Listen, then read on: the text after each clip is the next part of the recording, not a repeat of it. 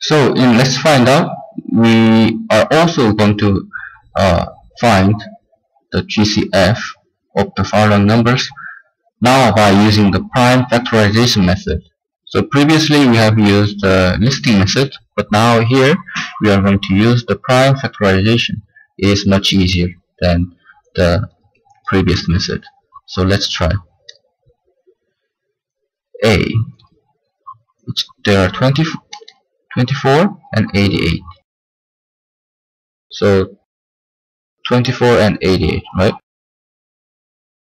Let's see. Well, now you know 1 and 24 are the factors, so you don't really need to write it down. 2 and 24, 2 and 12 are the factors for 24. And what are the factors for 12? 2 and 6, right? And what are the factors for 6? 2 and 3. So here, 2, 2, 2, and 3, those four numbers are, if you multiply all of them, then you're going to get 24. So, in the paper, you need to write it down like this. 24 is equal to 2 times 2 times 2 times 3. Okay? Now, for 88, 2 times what is 88? 44, 2 and 22, 2 and 11. And 11 is the prime number, so you can't go further. So those four numbers are the factors for 88. If you multiply all of them, then you're going to get 88. So 88 is 2 times 2 times 2 times 11. So now how would you find the greatest common factor with these numbers here? Well, what are common? 2, and these ones are common, right? So 2 times 2 times 2, this is common in both cases. So if you multiply 2 times 2 times 2, then you're going to get 8, right? So 8 is the greatest common factor for 24 and 88. So that's how you find the greatest common factor by using the prime factorization. So let's try some other questions.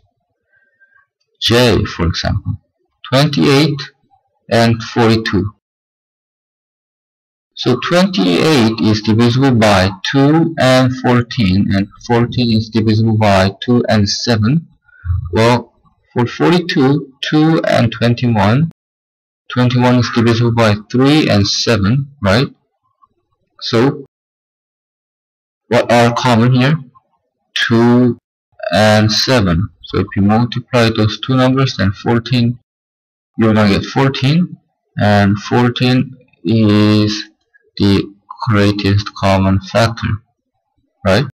So 2, 7, 2, 7. So those are common in both cases, right? So if you multiply 2 and 7, then you're going to get 14, which is the greatest common factor. Okay. What about D? 56 and 63. 56 is divisible by 2 and 28, right? And 28 is divisible by 2 and 14, and 14 is divisible by 2 and 7. So 7 is the prime number, so you can go further. So those four numbers are the prime factors, right? What about 63? 3 and 21. 21 is divisible by 3 and 7, right? So that's all for 63. And what are common here? What are common? Well, 7 seems to be common, right? So for those two numbers, 7 is the greatest common factor. Let's try some more questions. It's pretty easy. So P 72, 154. 72 is divisible by 2 and 36, and 36 is divisible by 2 and 18. 18 is divisible by 2 and 9. 9 is divisible by 3 and 3. So basically 72 is 2 times 2 times 2 times 3 times 3. Okay? And what about 154? 154. 2 and 77. 77.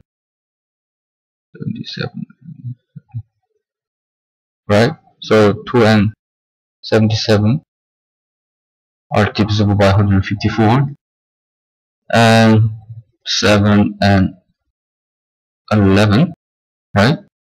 So those three are the prime factors for 154. So what are common here? Only 2. So 154 is 2 times 7 times 11, and only 2 is common. So 2 is the greatest common factor. Okay. So in this lesson, we have learned about factors, and by doing so, we have learned about greatest common factor. And how would you find the greatest common factor? We have learned the two method, right? The two method. One was the listing method.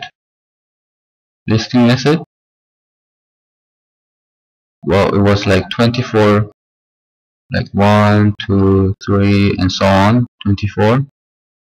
And the other method was prime factorization method, right?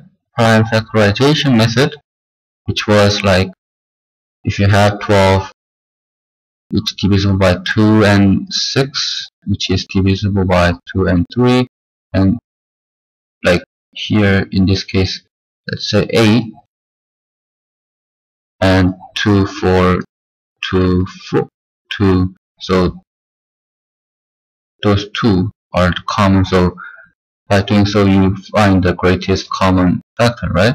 So we have learned about these two methods, and by using two methods, you can find the greatest common factor. So that's all for this lesson, and see you in the next lesson.